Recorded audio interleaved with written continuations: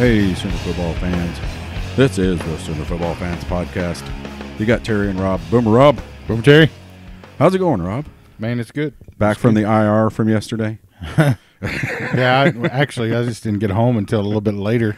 I had some friends come in town from Pauls Valley, actually, and I hung out with them at Buffalo Wild Wings until, I don't know, maybe 10 minutes before. Well, actually, you texted me while I was there. I didn't get home until 10 till 7 or something, whatever the time you were asking me to come over. So I was like, I don't think I'm going to make that. Because I just come out of the bedroom and I was like, hey, my phone's going off. I had my sweatpants on and it was cold. I was about to wrap up in the blanket or whatever. So, well, you missed a good one with Jason from the Brainiacs. I always love talking to Jason. And I haven't got to listen to the podcast yet either. So but I threw the idea at him of us doing a live action deal. He loved it. He did? Yep. So we're going to try to set that up the next time he's in for a game. We're in. I said we'll get some guys together and we can be the buckets for you. He thought that'd be a pretty good idea. Absolutely. But so first off, congratulations. You've had 2 weeks off. 2 weekends off. 2 weekends off. I don't know what to think. You fix it going on a third in a row, right? Yeah. I'm going to get this whole next weekend off. And you got to watch games with the boys this past weekend. Oh, it was nice. Yeah, it was really good. You went to Louis? Was at Louis for a while. Yep. Then went back to the house. And, the house is always the best because you can just sit around and scratch yourself and watch football. I mean, nap or whatever. You could do that at Buffalo Wild Wings too, but they kind of look at you funny. I don't know. Depends on if you stand up. But. At least that's what the manager told me.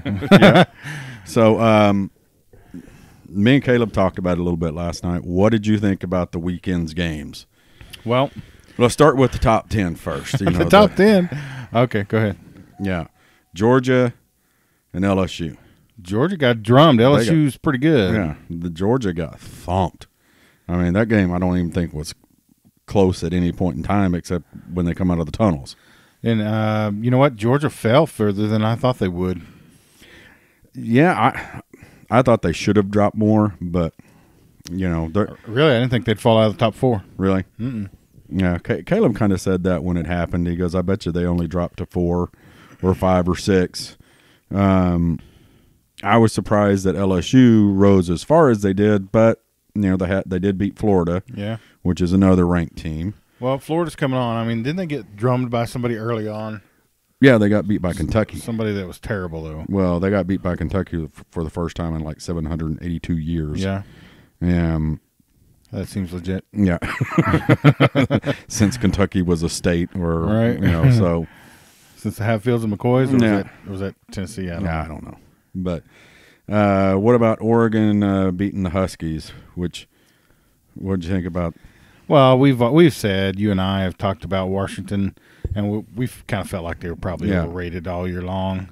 They got a decent offense. It's nowhere near ours, but their defense is as bad as ours. So, Yeah.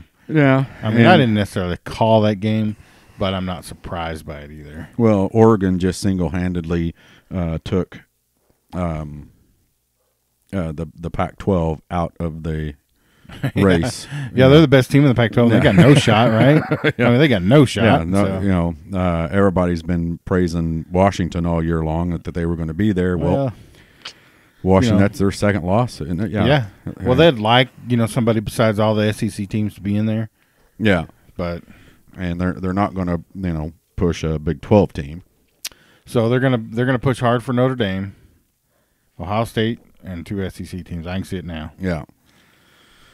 So let's see who else. Michigan State, Penn State. I didn't see that game. I just heard about it, watched the stuff. It doesn't surprise me. Well, I've been telling you Penn State's overrated as well. So, sound like a broken record. Yeah. They're overrated. Overrated. Everybody but Oklahoma's overrated. Damn it. That's right.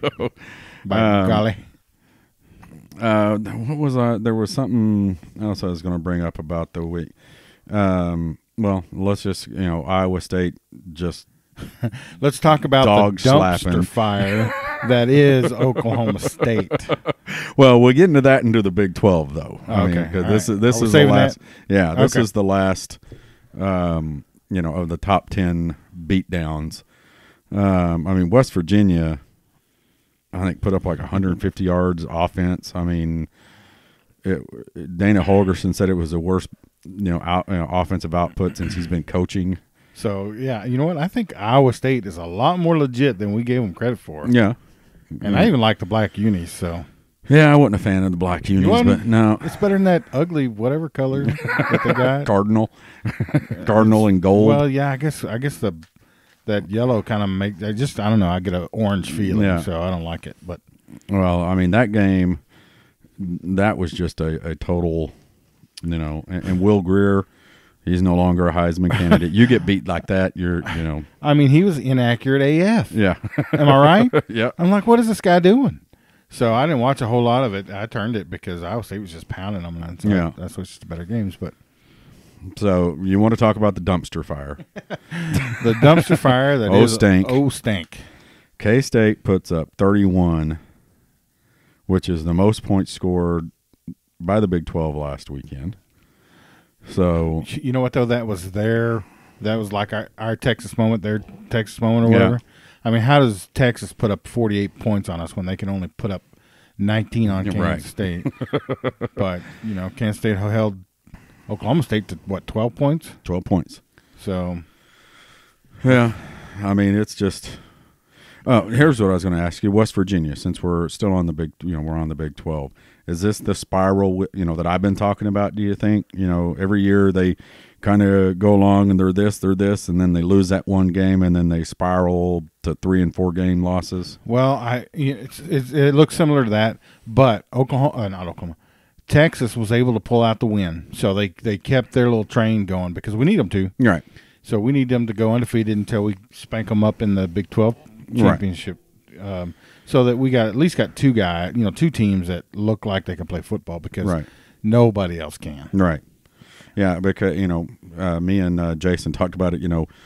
Oklahoma fans don't have to root for Texas, but we need Texas to win. And there is a big difference. Yeah. No, there is. There ain't nobody rooting for them, but it's like, for the love of God, just win out, and get into that championship game because – it's going to be tough for any Big 12 team, especially if Notre Dame, keeps rolling on like they are. Right. Which they've got Syracuse, USC, and I can't think of who else they have. But, not much chance of them, losing a game. So, we need Texas to win, to be a top 5, because it could very easily be Oklahoma and Texas number 5 and 6. Yeah, no, absolutely, in that, or even ranked higher. Well, we've said forever that game does nothing for us. Whoever we have to play a second time, it doesn't do anything. But if Texas is in the top 5 and we're in the, we're right in that same area, then maybe there's a benefit there for us, right? Especially if they're a rank ahead of us, right? So look, we gotta. I mean, like you said, we can't really vote or root for Texas. It was kind of like the conversation that you and I had before we turned on the mics. Right. I said, what would you rather watch, hockey or soccer? And I said, daytime soaps. Daytime soaps. Well, it's like, who would you rather root for?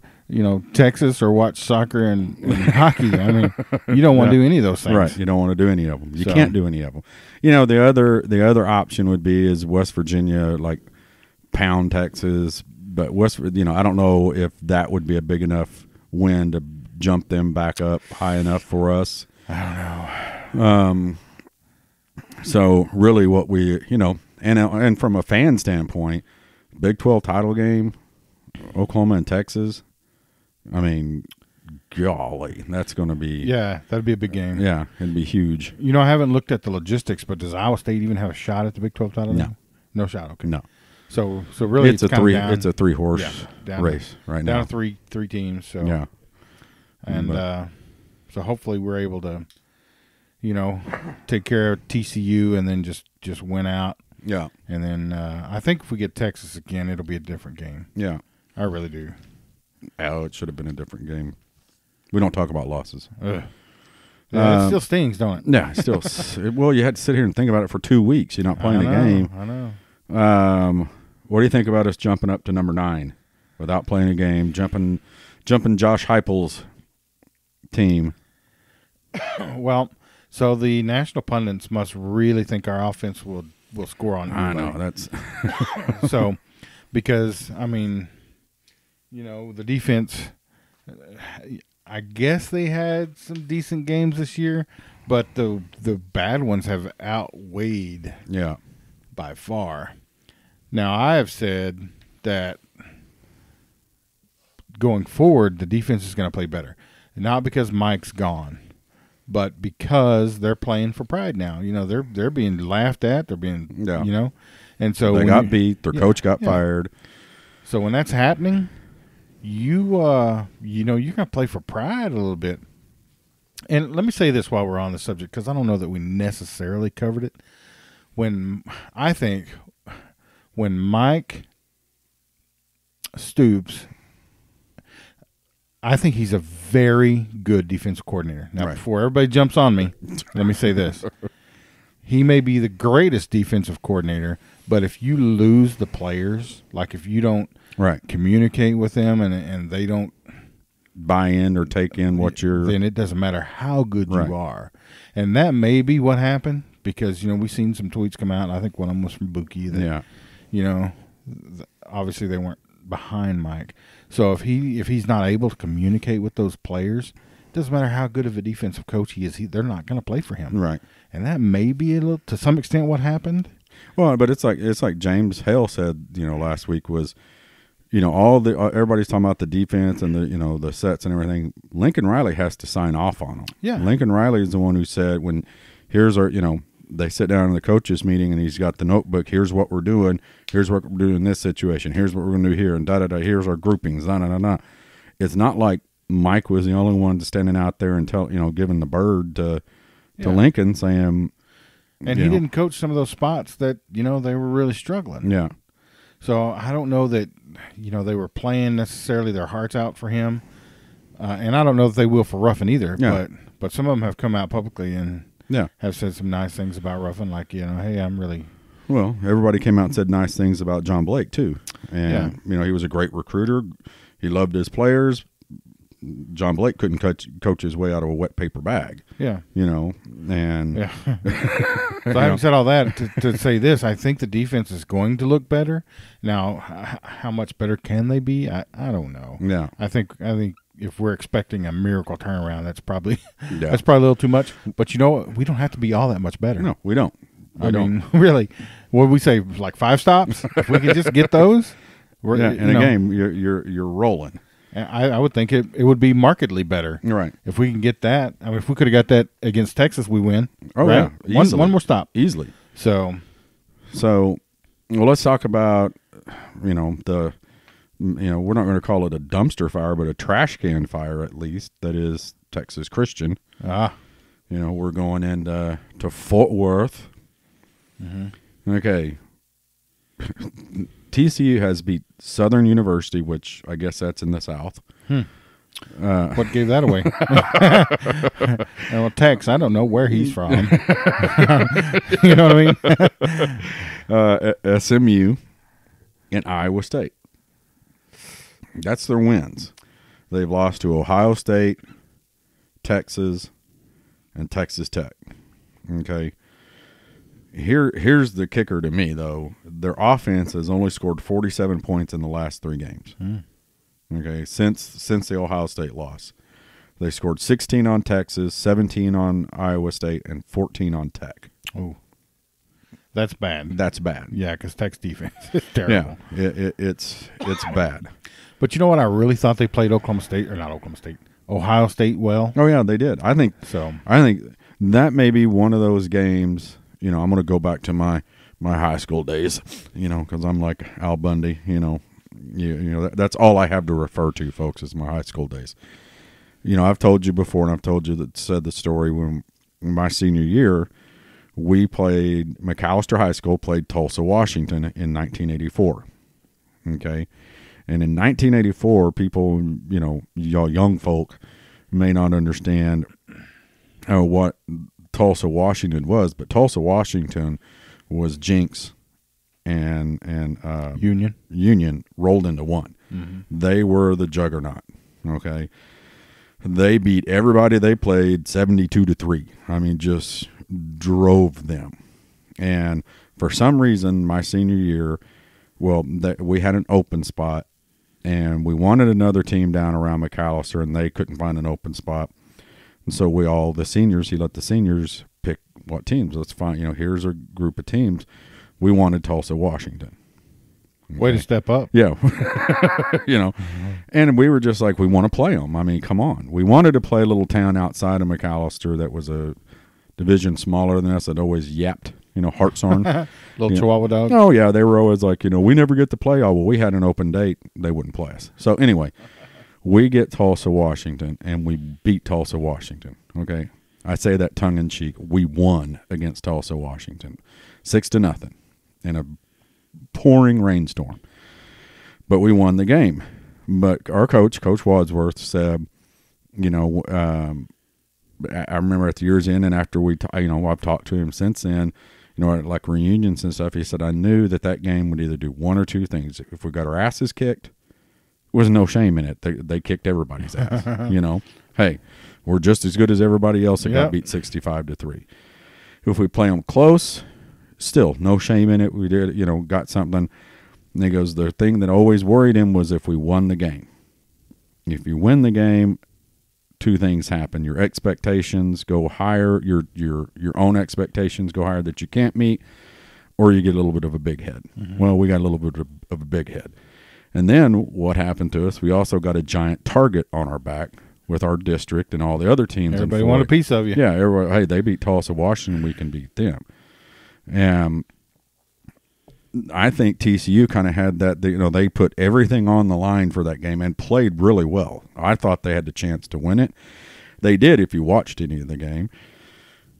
I think there was like a 3-minute, 4-minute turnaround in that game that just got them so far behind they couldn't catch up. But, I mean, I think it just took everything out of them. You know what I mean? It just, they laid it all on the line, and they haven't been able to find that again.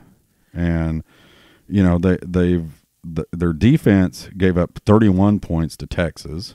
I can't say much. We gave up 48, and then 14 and 17 to Tech, which, holding Tech to 17 points is saying something. Yeah, it definitely is. I don't think they're going to be able to do that for us. Well, I hope not. I certainly hope not too. But this is a team. They're 1-2 in the conference, 3-3 overall. They've got nothing to play for but pride. Yep. And that's like when you back the quiet guy into the corner. Yeah. It's not a good thing to do. Yeah. So what are the Sooners, got to do against these guys to, or what do you think we're looking at expecting coming out of TCU? You mean what are we going to do? Or what are they going to do? Do you think they're a team that's maybe tossed it in and said, "Hey, they're not talented enough to." I mean, they're just not that talented on offense. Right. Their game is defense, and I'm pretty sure our offense is going to take that defense apart. We've been doing it for ever. So, I think they'll play us tough because everybody.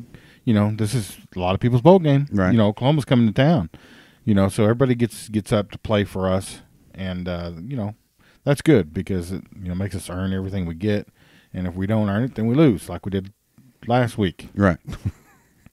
We don't talk about losses, right? I know, but so I look for the Sooners to go in there and really just take their defense apart, kind of like we did last year. Yeah.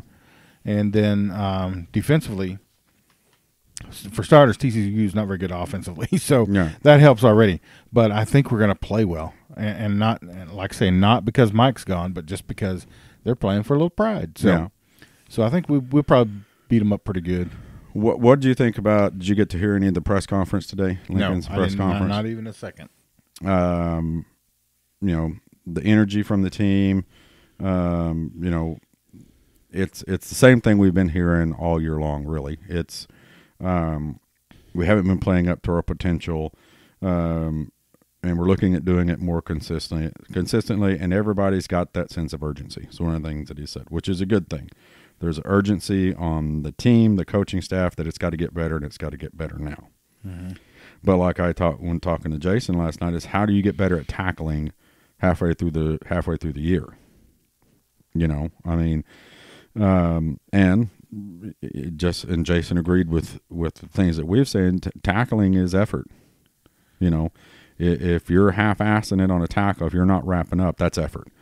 And maybe the sense of urgency is going to put that urgency in. We got to get guys on the ground. Yeah, you know, we say effort almost like they're loafing around out there, but the defense they have swarmed. Yeah. Like they were swarming, you know, the first half of the season, or, you know, first couple of games anyway, and they were in position several times. They just didn't make the tackle. So hopefully it's just a small leap, you know, a small step for them to go ahead and just bring that person down. I don't know. Yeah. Well, I liked what Trey Norwood said too. He goes, you know, the current defensive situation, when asked, he said the coach can make the calls, but it comes down to the players. We know that, and that we play a big role in it as well. So at least they got an understanding, and I think that's one of the things I think Lincoln, and probably from what I heard, Ruffin, is they communicate well. I think, you know, and Lincoln said it right after Mike was, you know, it damn sure wasn't all Mike's fault. Those were his words. Yeah. He goes, you know, I have ownership in it, the coaching staff. I think him and Ruffin have communicated their ownership of what's gone on. Not blame, their ownership. Sure. Hey, guys, we can put you in, you know, a nickel set or a 4-3 or whatever, and call all the right plays. But if you don't make a tackle, or if we put you in a 3-man front on a third and 20, and they catch the ball at 4 yards, 5 guys hit him, one of them should take him down before he gets 20 yards. Everybody gets a little piece of the blame. Right. But, you know, I think I heard T. Rowe saying this morning that, you know, Ruffin McNeil, his strong suit is not necessarily calling defensive sets. Right. So I think that they're all going to be involved more, and that includes Diaco. So I think, you know, Ruffin's going to play to his strengths, and Diaco's going to play to his. And Diaco is the opposite of Ruffin, apparently. Yeah. That his specialty is looking at sets and situations and making calls based on what he sees there. So with them all working together, you know, hopefully we got market improvement. Right. What is market improvement this week? Let's look at last year. We beat the Horned Frogs 38-20 at home, and 41-17 in the championship game. I'd be happy with 41-17. Well, that's what I'm saying. That's marked improvement. Yeah. Okay. We've been choosing that score for our opponents all year long. Yeah. You know, 17-24, 17-24, and I don't think we've hit it once. Once. What if it's 48-28? Are we unhappy? With their offense? Yeah. Their offense is you know, that's the same amount they've scored in their last 2 games. Right. Well, we have a habit of making offenses look mediocre good. offenses look like the Green Bay Packers. Right. I'm not saying I think a marked improvement is getting off the field and getting more stops than what they have. Mm-hmm. A stop being, you know, for one red zone stop, for the love of all things holy. Well, we still haven't done. That would be something. You know, getting off the field on third down, which has been a rarity, but if we let, you know, there's not going to be any improvement, in my opinion, in the defense if we let TCU score 28 points on us. Now I know we've said we got to keep them below 28, but because if we let them put 28 on us, I mean, what's Clemson and what's Ohio State or LSU or any of those cats going to do to us? So. You know, so what are they going to do, the players and the coaches, differently in the last 2 weeks to put their finger in the hole in the dam. I almost said something that I know you and I would have not. I thank you for not doing that. But I mean, because that's really what it is. It's I remember the cartoon back when I was a kid, the little Dutch boy, and he kept putting his fingers and toes in it, in the dam to keep the water from coming out. And it just kept coming, and it got, then finally one got bigger, and that's where Oklahoma is at right now. Don't you think? Well, all year long they've been putting finger. I mean, the analogy kind of, it makes me laugh a little bit, but so hopefully there's not that many leaks. I mean, really, the coverage has been pretty tight. Up until the Texas game, we've had decent penetration. So, I mean, if we could just tackle a little bit better, I don't think we're having this conversation, to be honest with you. I don't either. I think we're saying, the defense is better. It's, but statistically speaking, that's horrible. That's not the case.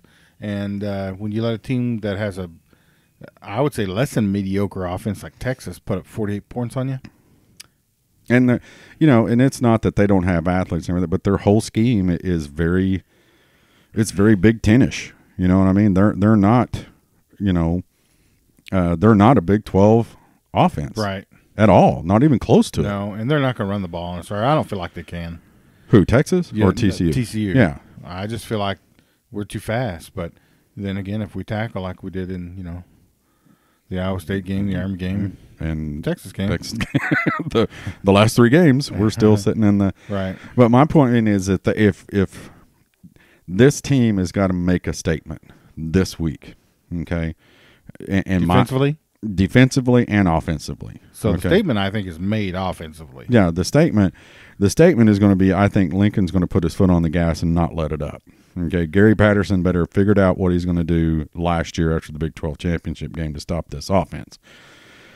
But defense has got to step up because, Rob, I was thinking today, and Oklahoma, like you said earlier, we moved up 2 spots in a bye week. Okay, granted, we're getting some love because we are Oklahoma. We are Oklahoma, and I think the national media, people like Joel Klatt knows, hashtag Joel Klatt knows. Joel Klatt need to come on the podcast with us. We've been trying to get him on the podcast. So, or I don't know if I told you that, but I've been sending him stuff trying to get him to come on the podcast.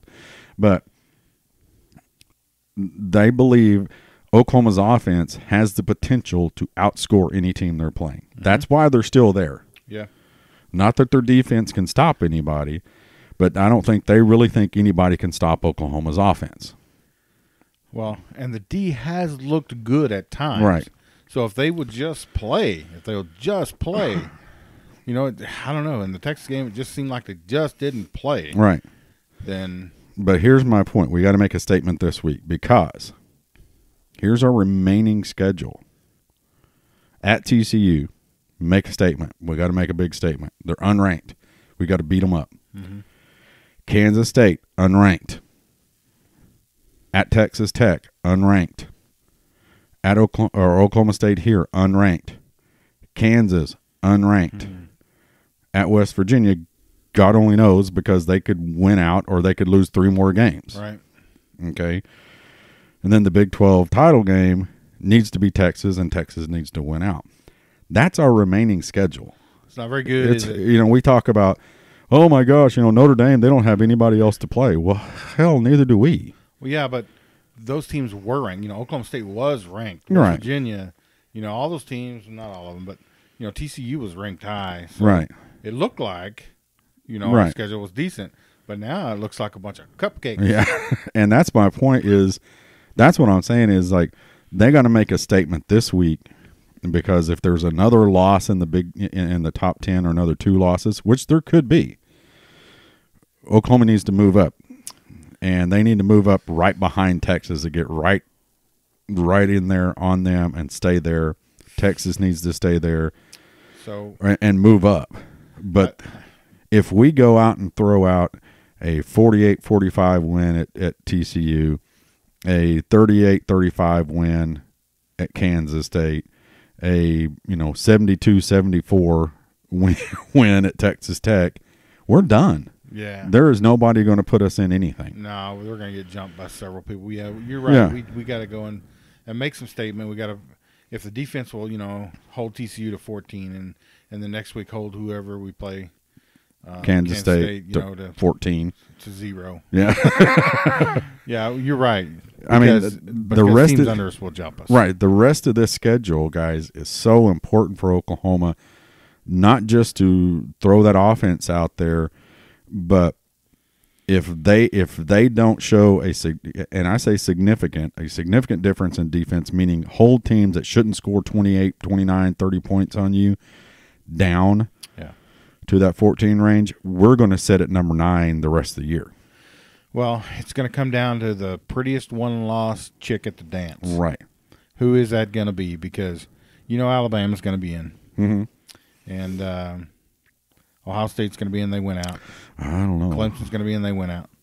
So who is the next one-loss team that's the prettiest one? It's going to be Notre Dame. It's going to be even if Notre Dame loses, they're out. I think Notre Dame. They're but if they went out, they're one of those 3 teams ahead.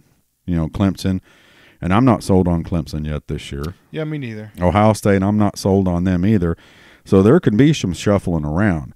But I'm saying what Oklahoma has to do is, like they've done the last several years, is when they lose, they turn it around. But they're going to have to turn it around a little bit of a notch on the other side. It's been, wow, look at Oklahoma's offense. Everybody knows our offense is unstoppable. Yeah, okay, it seems that way, yeah. I mean, name a team that stopped it in the last 2 years. Nobody. Yeah, Iowa State did last year, held us to 28. Texas held us to 28, or I can't remember. 45. Yeah. Right? Last year I'm talking about Texas. Yeah. But, this year, 45 points. Everybody knows our offense can score. They're not going to move us up any higher if these teams, aren't significantly beaten for us to move up. Yeah. I hate to say it, but I was sitting here, today I was thinking, man, and yesterday we still got a chance. Oklahoma, we're halfway through the season, we lost one. We won out. We get Texas again. We're in. Then I got to thinking, well, who do we play? Everybody keeps talking about Notre Dame doesn't play anybody else. We don't either. Well, speaking of that, we were talking about the dumpster fire that is Oklahoma State. Their remaining schedule does not look good for them. They may not win another game. They may not, and that would be too bad. And that would mean Mike Stoops gets another raise and another 2 years extended on his contract. I think you mean Mike Gundy. Yeah, Mike Gundy. Sorry, jeez, I've been talking about Mike Stoops for. Oh boy. For I don't know. You think he leaves if they lose out? Do you think he leaves or gets fired? I don't know. I mean, who are they going to get that's better than him? That's a good point. I mean, seriously, they're not a blue blood. No, by any stretch of the imagination. They're not a big Power 5 school that's going to draw a big name. Right. Well, and it's been, let's face it, for years a stepping stone. Yeah, absolutely. Jimmy Johnson. Less smiles. I don't know. They've all gone on to bigger and better things. Mike Gundy is the first coach that they've got that wants to stay there the rest of his life. That wants to be there, right? So mullet and all. Maybe he needs to cut the mullet. Maybe that'll, And you know what? With the deep pockets they got down there, they've done a lot of good things. The stadium, they have a really nice stadium now. I mean, they still can't feel it, but and it runs the wrong way. It runs to east and west. Right. So they're a basketball school. Yeah. Their basketball court runs north and south. Oh boy. But little turned around up there. Yeah. It's the mullet. Yeah, it's the mullet. But they can wrestle and ride horses. But you think they'll ever get rid of wrestling in NCAA? Yeah, eventually. Eventually that's gone. Yeah. I mean, there's not even a Big 12 conference anymore in wrestling. They've combined it into something else. I don't know what it is. Yeah, but we're considered a Big 12 school, but it's like a what's the word I'm looking for? It's like a region instead of conferences. Yeah, like and Lehigh and it's made up of different conferences. So it's weird. And there's just not. It's a classic sport. It's like golf. I mean, it doesn't have a big following at any school, but it's still a sport. I don't know how much longer it'll last though. So if they get rid of stuff like that, are they going to go ahead and get rid of girls volleyball and golf? And I mean, where does it stop if you start cutting out programs? I don't know. I think with wrestling, it's just that so many schools are dropping it. You know what I mean? Yeah. There's no interest in their fan base for it. Yep. And that it'll eventually dwindle down to where, there's just not enough. Not that there's, tennis and things like that. There's a whole lot of interest in it, but collegiate wrestling is a dying sport. Yeah. Unless you're between the ages of 8 and 12. And you go to a wrestling tournament in Oklahoma, there's 700 kids out there wrestling on 14 different mats at a high school. Yeah. But they just don't stick with it. It's a sport they don't stick with. Kind of like boxing, Boxing isn't the sport it was when we were kids. It just the loss of interest. Well, not a whole lot of people want to step out on the mat and get punched in the face. Nope. I'm just saying. That doesn't sound like something I want to do. But. Yeah. But anyway, though, we digress. I don't even know what but I mean, it's. I think just really looking at it, it's going to be really hard for Oklahoma unless they dominate, and I mean dominate these teams. And not that we can't. Mm-hmm. I'm talking about defensively dominate these teams, to shut them down, to get off the field. Oklahoma's not going to move up. So if we win out, but we don't just dominate, you're saying we're not making it? No, we won't make it. We're not making it. But if we win out and we dominate, look like a team that belongs, we get the nod. Yep. Yeah, I would agree with that assessment. Yeah, I think if makes us the prettiest one-loss girl at the dance. Look what they did. They went from, the worst red zone team to, number 50. That's drastic improvement. From the 90th overall defense to the 45th, that's drastic improvement. Yeah. And the only way they can do that is to get stopped. And I think, and that's what I mean. I mean, I know we've said all year long that if we just hold teams to, and we do, if we hold teams below 28, get 5 stops, we win the game. But this defense has to dominate. They have to shut teams down the remaining of this year. Yeah, or we're going to be the 4-peat Big 12 champions and go to the Sugar Bowl.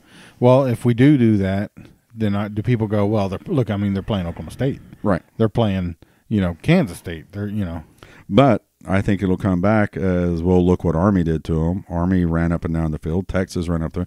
And I say the same thing if it comes down to the Big 12 championship game. We went out and we dominate, defensively like what we need to. Holding teams under 17 points or below is the only way I think we're going to get into the title game. Scoring in the upper 40s, upper 50s, and holding them to the lower teens. Yeah. Because that's what they're going to say. Okay, now they've made improvements. Their offense is there. Their defense, even in the 21 range, Mm-hmm. And I think the committee and everybody is going to look as what are they doing statistically as well, And then when we get in the Big 12 championship game, and if it is Texas, we have to dominate Texas. It can't be a 45-43 game. 42-41 or something like that game. We have to dominate that one. Or if Texas wins, they're going, they may go and we be stuck on the side. Or, we win it, but we don't win it convincingly. I just think we're going to be, going to the Sugar Bowl. And we get either LSU or Georgia? I think that's what they're saying. Yeah. LSU or Georgia. LSU or Georgia, and right now it looks like Georgia. And I know last week they talked, when we were 11th, they were talking about the Peach Bowl against UCF, which I'm sorry, we would kill UCF. I remember saying that against Boise State. Yeah, well, they ain't Boise State. I mean, but it's turned out. I know people are looking here going, wow, and it is. I mean, we can turn it around, but I think we have to make a statement. And if we're winning these games like we did last year, after the turnaround, letting teams score 34, 35 points on us. You know, we've got to beat people like we beat TCU last year. 21 and 24 points. Shut them down. Yeah, and we probably need some help too, honestly. We probably need Iowa State to go ahead and win out. We need Texas to go ahead and win out. You know, we need the Big 12 just to be better altogether. But, Right. of course, now that everybody's playing everybody, it's not going to happen that way. But You know, because, I mean, the teams ahead of us, Georgia could lose again. LSU could lose yeah, again. Michigan could lose again. You know, that's the teams in front of it. Notre Dame, if they lose one, they're out because it's going to drop them. But Georgia could lose. Texas could lose. Michigan could lose. LSU could lose. And Notre Dame could lose. Clemson and Ohio State could too. And hell, Bama's got to go into the swamp. Baton Rouge. Do they? Yeah. Well, let's just keep our fingers crossed on that one because, honestly, I don't like to see anybody go a season without losing because I don't ever want our 47-game win streak to come in. Yeah. And it probably won't, but there were some times like back in when Miami was, going undefeated every year. It's like, man, they're getting close. I don't like this. So. USC did too. Yeah, USC got close. Well, but the thing about Bama is if Bama gets beat, Bama still gets in. Yeah. And they're going to put 2 SEC teams in. That's how 2 SEC teams get in. Oh, yeah. Because it doesn't matter who beats Bama, they're going to go, well, they're still Alabama. They're still the best team out there. You just had a bad day. Yeah. Bama like needs last to. Year. Yeah, I mean, that's what happens. If Bama gets beat, they're still going to get in. It doesn't matter when they lose either. Right, it doesn't matter. It could be the SEC championship game, and they'll be the number 4 team. They're going to get in, and they're going to put the SEC champion in there. So Alabama needs to win out. You know what? There's one scenario I think where that doesn't happen, and that's if the other side of that SEC bracket, if they lose, who did they play last year? Georgia? And Georgia was undefeated when they played that game. So if Georgia has another loss between now and then beats Bama, so if they get beat by a 2-loss team, maybe that keeps them out, but I don't know that it does. Yeah. But, I mean, there's a lot of things got to happen for Oklahoma. The scenario is there, but, I think Oklahoma has to win convincingly, and they have to look good doing it, not just offensively. And they got to look good defensively. They got to get off the field. They got to get some turnovers. I mean, didn't get a single turnover in the Texas game. Well, realistically, Terry, we don't want to go to the playoff playing like we're playing now, do we? Oh, no. I know that we say that, but last year we said the same thing. Remember that? I do. I don't want to get embarrassed by a team, but yet I do want to make the playoff because there's only 4 teams that make it. So that says to the world that you're one of the 4 best teams in the nation, albeit you go there and you get spanked 52 to whatever. Right. But I don't think, and I think that's why we're still where we're at. It was because I think anybody out there in the committee would say it would be another Rose Bowl. It's going to be a 52-45 game. Yeah. Or whatever it was. But, it's if Oklahoma plays in it, they're going to score points. And that's where we're at still is, when we play against the big guys, we're just going to have to outscore them. Yep. Until that defense, gets half as good as our offense. So how with me shedding all this dim and foggy light on this, how confident are you that we're going to make the playoffs? I shouldn't be as confident as I am, but I feel like we're going to win out. Mostly because, there were some question marks like, West Virginia, are they really, are they good? Right. Because our defense is not, and so if they can score with us and they got a chance of beating us, I don't think that's necessarily the case anymore. And I don't think Oklahoma State, they can't keep us off their quarterback, I don't think. Right. And if we rematch Texas, I think we're going to beat that ass. So honestly, I think we're going to win out. Now, are we going to be the prettiest one-loss girl at the dance? I do not know. Yeah. But I think we can win the Big 12 just because we're going to outscore everybody. Even if our defense stays like it is right now, we're going to outscore everybody left on our schedule. Yeah. Can we beat anybody outside of this conference? Right. Yeah. I don't know. And, my concern is, we can outscore anybody in our conference, but is that going to be enough without our defense stepping up and looking the part? Because, that's what they said last year was, hey, Baker Mayfield and Lincoln Riley are going to get theirs. Can the defense keep people from getting theirs? That's the question right there. That's where we're sitting at again. Absolutely. That's exactly where we were last year. Yeah.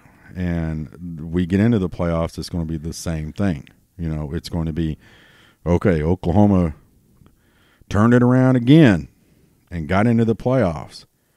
Are they one and done again? Because they can't stop anybody. Well, I don't know. It probably just depends on who we play again. Of course, it's probably going to be an SEC team. I mean, I would say there's a 75% chance that whoever it is going to be an SEC team. If it's Alabama 1 and we come in at number 4, then we get Alabama first round, which was what we wanted last year. I mean, we say that we would have beat them, but they won out and won another national championship. Yeah. So, I mean, I can't really just sit here and say we'd have beat them, but I think we would have. I do too, but I think we had a better shot at beating them than we did Georgia. Yeah. But and we had a real good shot at beating Georgia. We should have beat Georgia. There we go again. But anyway, hey, I'm sorry, go ahead. No, I mean, so it's kind of rolling the dice, sitting back and hoping that things happen in front of you. You control your own destiny, but you don't. You kind of gave that up when you lost to Texas a little bit, and because Notre Dame wasn't going to pass us if both of us won out. Notre Dame wasn't going to pass Oklahoma. And I still think Notre Dame could lose. I don't know to who, but possibly. Yeah. So just switching gears just a little bit, I kind of feel like. I know what it's like to be an Oklahoma State fan just a little bit. Oh, God. Because, obviously Baker went to the Cleveland Browns, so I'm like, hey, I'm kind of a Cleveland fan, and then you're like all pulling for them and stuff, and they lose badly, and so you're like, oh, this must be what it means to be, what it feels like to be an Oklahoma State fan. I mean, I don't know. I'm not. I can't necessarily say I'm a Cleveland Browns fan because I don't like Cleveland. Or the Browns, or Orange, or I mean, I could go on and on, but I do like Baker. Right. I think he's exciting to watch. It's a great story if nothing else. And so you're pulling for Baker to do well, which I don't think he had a very good game yesterday. No, I don't know. I was watching my Steelers beat the Bengals. But then again, they got thumped up pretty good. So you're like, oh, yeah, this is kind of what it feels like to. For a losing team. Yesterday for 2.5 hours, Sooner Twitter turned into Cleveland Brown Twitter. Oh, it did? Oh, yeah. I was like, where is there anything other than Cleveland Brown talk? Oh, boy. And,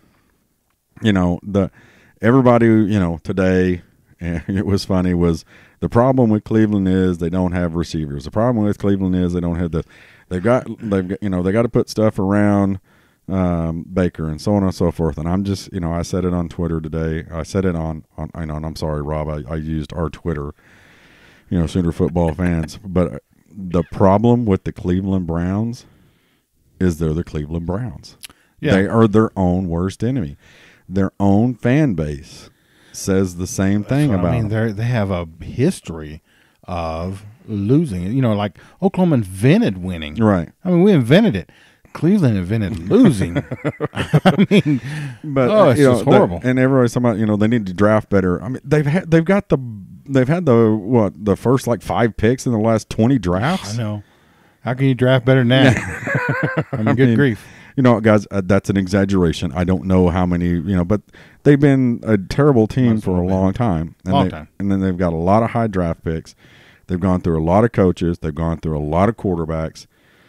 It's the same thing. Not that Baker's not a special player and that he's got a lot of attributes that he could bring to him. I've said it to friends of ours from the podcast and people out there.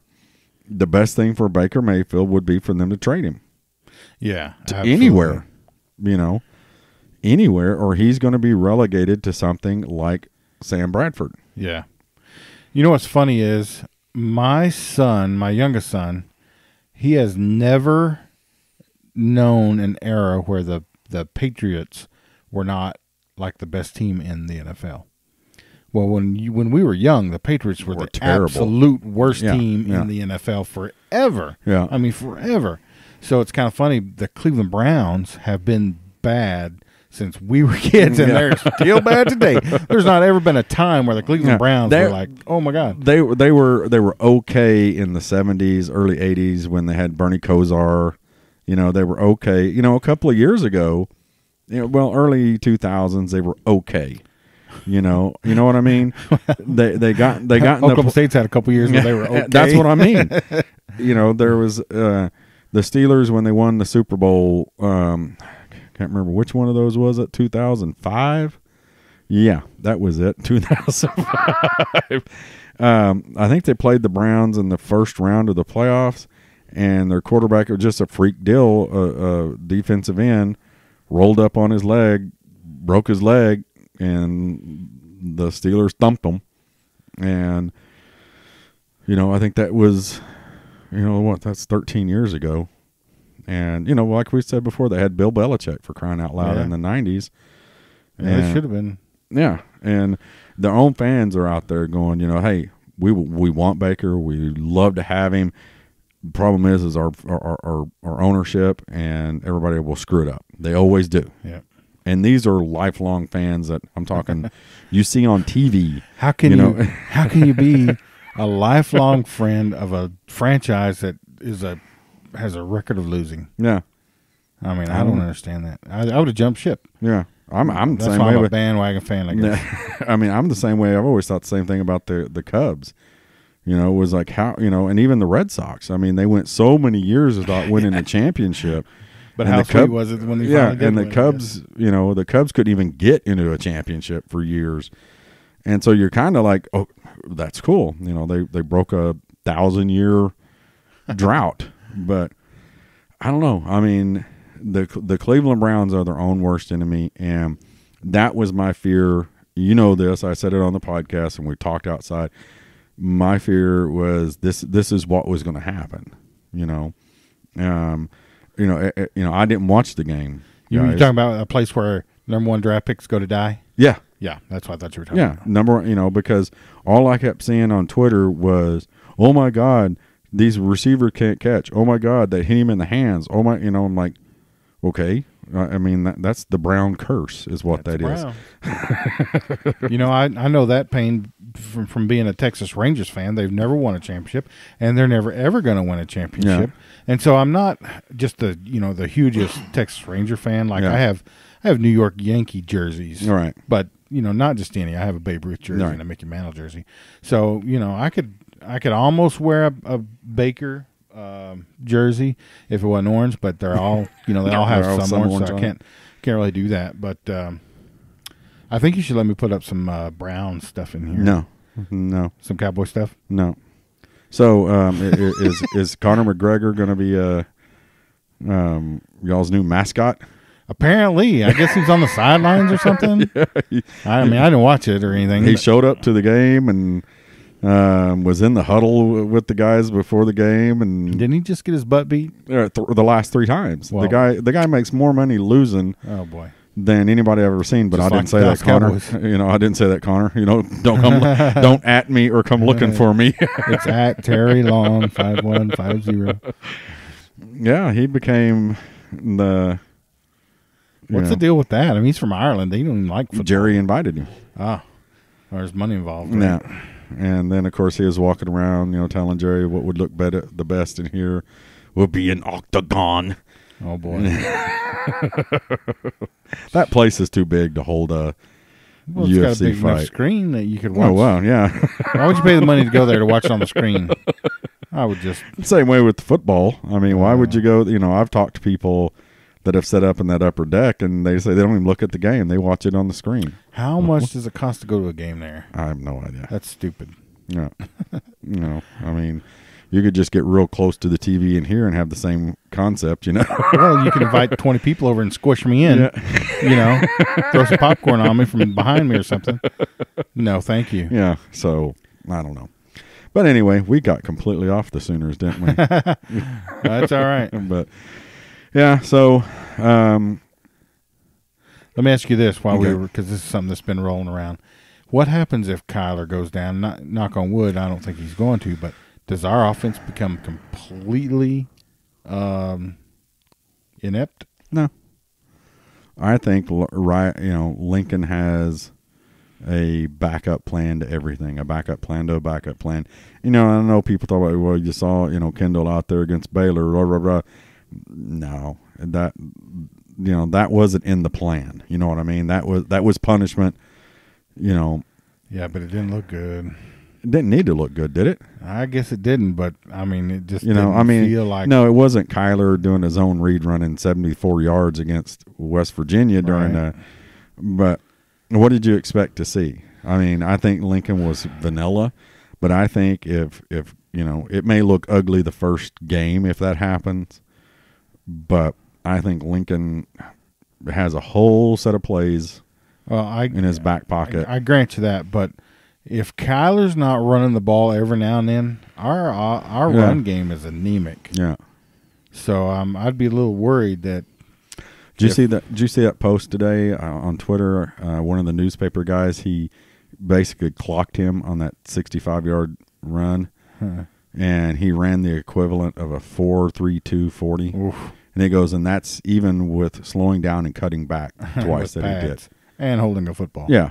That's quick. Yeah, 65 yards. I can't remember. I think it took him like 7.8 seconds or something like that. I can't remember the exact number. But he said it's the equivalent of running a 4.32 40. Well, I know that Texas defender thought he had the angle on him, and all of a sudden, you can't even dive and get toward him. So that was impressive. I watched the replay of that run again today. So yeah, that's about the only thing we want to watch a replay of that game about. Yeah, I still got the recording on my TV, but I'm not watching. I'm going to delete it. So, so Horned Frogs this weekend at. And that's another thing. I was just thinking. The Fort Worth, and I was thinking about that. You heard, you won the tickets on the train. Mm-hmm. You heard what happened to the train coming back, didn't you? Yeah. Yeah, it got stuck in Ardmore, wasn't it? Because the Arbuckle track washed out. Yeah, people had to call people to come get them and stuff. They put them on a bus. And so, I was thinking that because I thought it'd be pretty cool. We'd talked about before taking the train down to Fort Worth and watching the game, but I think I'm going to just enjoy sitting here and watching it and not having to worry about getting out and about. Yeah. Way too many folks for my taste. Yeah. And then we got K-State here. And I think Oklahoma State here. So, but we got TCU. So we're away this week. We got a home, and then we're away, and then our last two are at home, right? Is that no, West Virginia's away. West Virginia's the day after Thanksgiving.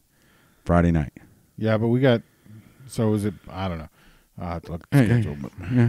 You should know, Rob. I should, but I do not. It's K-State at home, Oklahoma State at home. Away. So how many games we got left? I don't know. 3, 4. Let me look at my schedule here. 5.